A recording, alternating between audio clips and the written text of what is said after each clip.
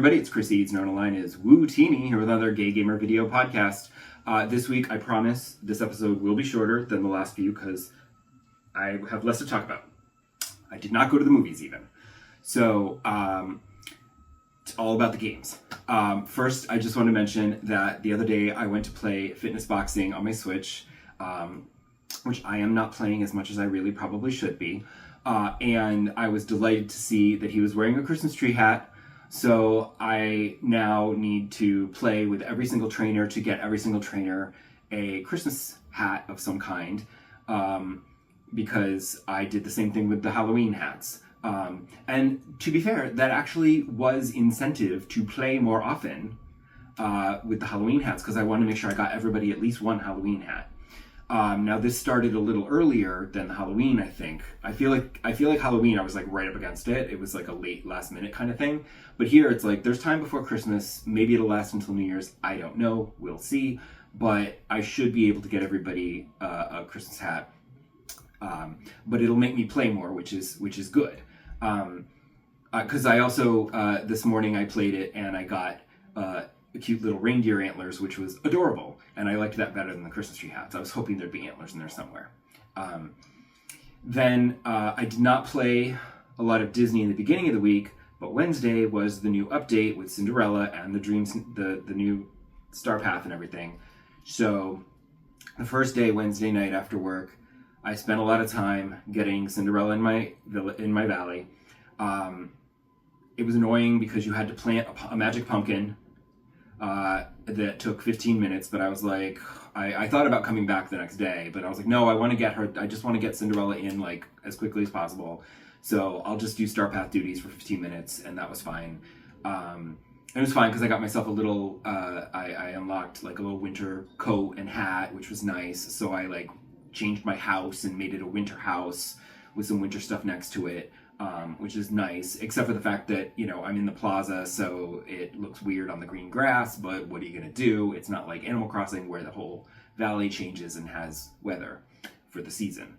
I would have to go move my house up into the frozen area. But eventually I got the pumpkin, and the fairy godmother's like, oh, place the pumpkin in the, near the well in the plaza, and that will help bring her, it'll help navigate, she can navigate her way back to the valley. And I said, okay, fine.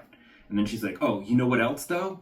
Why don't you put like 9 or 10 pieces of furniture that's like yellow and blue and something else, and like place that around so she feels at home, and that'll make her want to come back. And I'm like, she should want to come back anyway because we're awesome in the valley. So like wherever she is can't be as good as the valley, but whatever. It's just such busy work, and it was annoying. Like, when you're placing furniture for a quest, it gives you a little quest box, and you just click that, and it will automatically sort, like, here are the furniture items that you can place to fulfill this particular quest. So it was all there, and I'm just, like, placing all this crap around, but you had to place, like, 9 or 10 things, and it just got all cluttered, and it was annoying. And then Cinderella comes, and you're like, yay, Cinderella's in my valley, yay. But then you have to go and like take it all away, because you're not placing it to look nice. You're just placing it to fulfill the requirements, and then you take it all away again. And I'm like, that was just annoying busy work, and that irritated me. So whatever. The other thing that irritated me about this update is this update introduced something called Dream Teams, which is like a new multiplayer thing. So I have no interest in it because I don't do multiplayer. And you make little teams of multiplayer teams, and you can like trade things and whatever. So I'm like, not interested, I don't care. But they annoyingly placed the Dream Teams menu right in between this, you know, you always start at the center tab, and then they put the Dream Teams there next to it on the way to the event menu and the store. So, which I'm constantly navigating to. So I will actually, when you navigate over, the Dream Team menu always takes like a little bit to load. It's not instant like the others. That one takes a minute to load, and I'm just like, ugh. So I will actually scroll back and wrap around from the other side, because to me that's easier than like trying to scroll, having to wait for it to load, and then scroll beyond that. And it's really annoying, and I'm like, couldn't you have just put it over at the very end where I could just ignore it completely, because that would be delightful, because I don't care about multiplayer. Make it go away. But you can't remove it, and and you can't customize your menu, so whatever. But so the end of the week, more Disney. Beginning of the week, more Infinity Nikki. I'm exploring Eatsaland and exploring new places like Shell Island and whatever, where I discovered a new mini game where you have to, like, it puts you in a field and you have to place these poles, and then you get a signal on the pole, and then you follow it and you place the pole at a new spot, and you eventually find an artifact in the ground. You don't have to dig or anything, it just sort of goes poof, there it is. But being Infinity Nikki, the instructions were not terrific, and I didn't really know what I was doing, and I was just kind of randomly planting it, and I didn't know what was going on. And it took me forever, but I did eventually find all 3 artifacts and finish that first round. But it was not what I would call fun. So I don't think I'm going to do the other rounds. This might be like a limited time thing for this particular season. So I should probably just check to see like what the final reward if you do all of them. If it's just diamonds and shit, I don't care and it's not worth the trouble. If there's like an outfit or something nice, then I might actually make the time to do it. But right now it's kind of annoying, so I don't give a shit. And then I'm continuing the main quest, and I'm exploring and discovering more secrets, and obviously the storyline is taking the expected path of, you know, the priests of docilism are actually like bad, and they're hurting the shroomlings and you know, whatever. And there was this one random thing, like after you talk to a bunch of people and like gather clues, like it was like this weird fill in the blank thing where you had to like place words into the paragraph to like the clues, and it wasn't even remotely hard. So I was like, okay, whatever. But then Infinity Nikki introduced something I never thought they would. Stealth. I was so annoyed. All of a sudden it was like, oh, the priests are everywhere. You have to sneak past them. Here's how to do it. And they give you the instructions. And it's like, motherfucker. And I was like, I've complained about this before. Infinity Nikki is trying to have all of these different genres in one game. So, but it doesn't do any of them particularly well. Like the rhythm game with the music and now stealth. I was like, this is gonna either be a complete, totally easy cakewalk because they don't know how to do it, or it's gonna be a complete disaster because they don't know what they're doing. It was the disaster. So, yeah. Basically, I'm like hiding behind a box and I'm like watching the path of the guards. And I'm like, okay, I think if he comes up here, he does pause long enough, I can run down and get, well, not run because you're in stealth mode, but I can like sneak down and get to the other boxes. But like then the other guard wouldn't, there was like when they were making the paths for the guards to walk, like they weren't really, I'm just like, I'm not seeing the openings that you would normally see in a stealth game where you say, okay, that's clearly when they pause over here, this is when I can go over here, you know? And they're not. And it's like weird, and I'm just like, oh my god, like this is a pain in the ass. And you had to like work your way down past all these guards to get down there where that's your goal. And I'm like, well, I'll just jump down there. So I basically, because their stealth was so shitty, I said, fuck this, and I just skipped it, basically. And I just kind of like snuck past, and then I was like, you know what? F this, and I just jumped off the cliff and I went down, hoping I wouldn't land on a guard. I didn't, and I was able to hide again. And then it was just like one more sneaking thing, and then that was the end of it, and I had a cutscene, and then I left, and it was all good. And I'm just like, oh, thank God for that, because that stealth was terrible, and I hope I never have to do it again.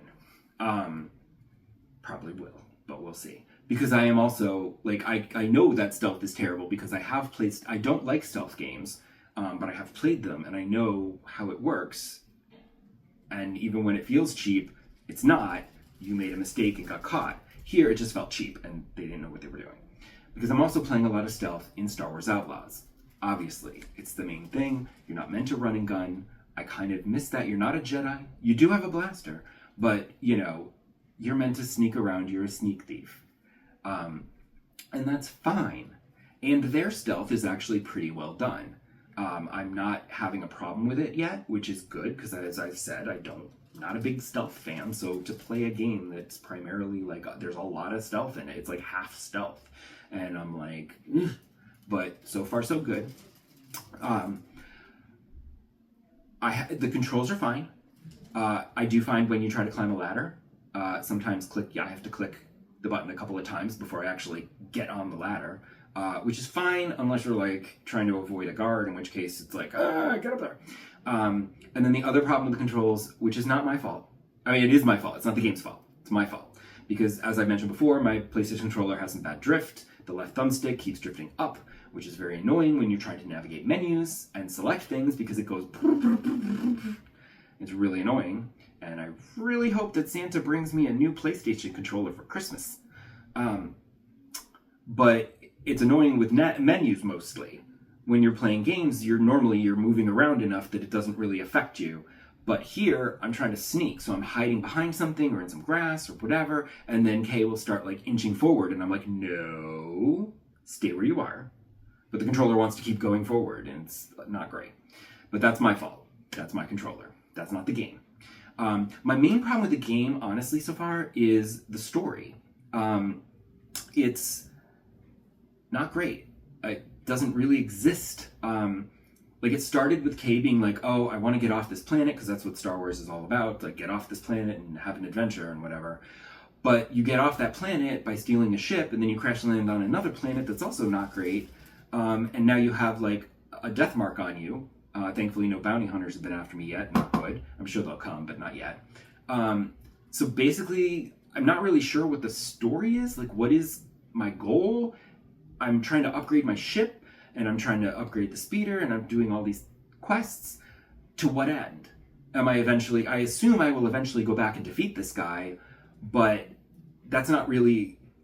It's hard to, like, get motivated. Like, when I play it, it's fine, and I'm enjoying it, but I'm not... like, oh, I can't wait to play and find out what happens next. Because I don't care what happens next, because what happens next is, oh, here's another quest. And it just gets you to do this. And I'm like, eh. So the story is kind of non-existent, which is not ideal. So I've just been doing, like, the main quest and then some side quests and then, upgrading stuff. Like, I was very excited that I gathered enough resources that I was able to upgrade to, like, this armored undershirt thing, so now I can take more damage. And I'm like, yes. Because every time I play a game, I always upgrade health and damage resistance. Health and armor as soon as possible. Those are always the first things that I upgrade if I have the options. But then it's like, oh, let's upgrade the speeder. And I'm like, great. And they're like, it's an expert quest. And I'm like, oh, I'm not an expert. I just started. Like, why are you giving me an expert quest? What about a beginner quest or an advanced quest? And then I realized it's not an expert level quest. It's a quest for an expert. There are experts in the game that you unlock as you play, and they can teach you new abilities and upgrades and whatnot. And I was like, oh, expert quest. Got it. So I went and did the expert quest for the expert to upgrade my speeder. And by the way, she totally seems to be, like, attracted to Kay. There's a vibe. There's something going on there. And there was some flirting. Very, I don't know if that's going to play out later in the game, but we'll see. Unfortunately, the first upgrade to the speeder was a speed boost, which came in handy for a later quest that I ended up doing a few days later. However, I don't need the speeder to go faster. I need better control over that speeder because it goes too fast and I keep crashing into things and then going flying and hurting myself, and it's annoying, and I'm wasting a back vial to heal myself because I crashed into a cliffside because it doesn't control for shit. It's too fast. It doesn't control well. I hate the speeder so very, very, very much. But it's a big world, and that's the only way to get around. I'm not walking. Jesus, that would take forever.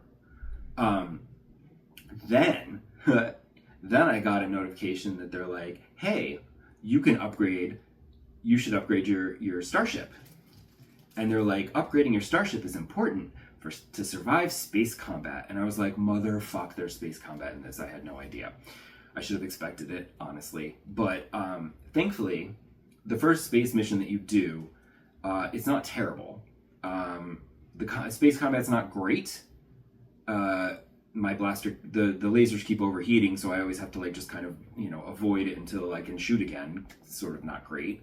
But, I mean, obviously, over time, you'll upgrade better shields, better hull, and your lasers will have faster cooldown, I'm sure, whatever. But I'm just like, ugh. So whatever. But then, so I've just been doing like random quests and stuff because early on, one of the first main side quests, or actually it was a main quest, and it was like, you infiltrate it was the space thing, and you go on the space station, the Imperial space station, you're sneaking around all the stormtroopers and the guards and everything, and it was kind of fun. And then you have a choice, and it's like, you're doing this mission for the Pikes, and it's like, you can either betray the Pikes, or you could, and side with Crimson Dawn, or you can stay the mission and betray and help the Pikes and not Crimson Dawn. And I'm like, no, this is a Pike mission. I'm going to do the Pike mission for the Pikes because I'm trying to keep them sweet because they're the big guys on this planet. Unfortunately, the Crimson Dawn doesn't like me, and it went like way down, and then they really didn't like me. So they were kind of neutral. They didn't care, but now they went like to where they don't like me. It went bad. So that was not good, especially since there was a side quest where I needed to get to the Crimson Dawn area, and like the goal was in a restricted area, but that's a small spot. And I was like, let me up my Crimson Dawn reputation so that I can at least just walk in and then just sneak in that little last bit. I didn't want to have to sneak through the whole place. That's just unnecessary. I was like, let me just do some Crimson Dawn missions, and then I can just walk in and it'll be much easier. Unfortunately, I did a few Crimson Dawn missions, like little ones, like just fetch quest things, and it was like, whatever. And that didn't really move the needle. And I was like, fuck. And I was like, all right, I'll come back to this later. I won't do that side quest yet. I'll do some other things.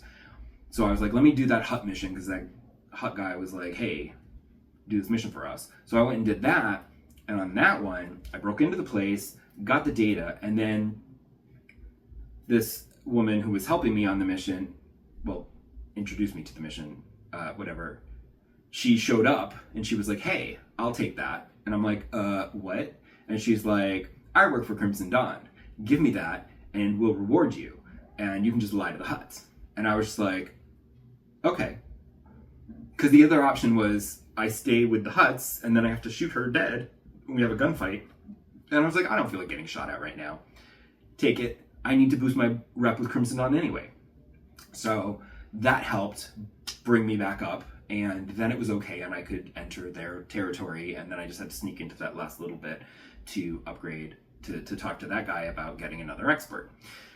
So I don't, again, the story, it's sort of non-existent. I'm trying to like keep all the syndicates happy so no one's trying to kill me.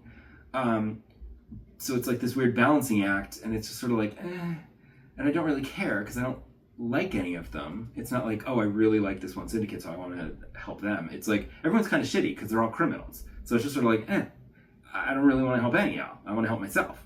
So whatever. So that is it for this episode. Trying to keep it shorter, and come back next time. I will talk about the new Avatar movie and some game stuff, including if I'm still enjoying the stealth in Star Wars Outlaws. We'll see. Who knows what you'll find. Come back and find out. Bye!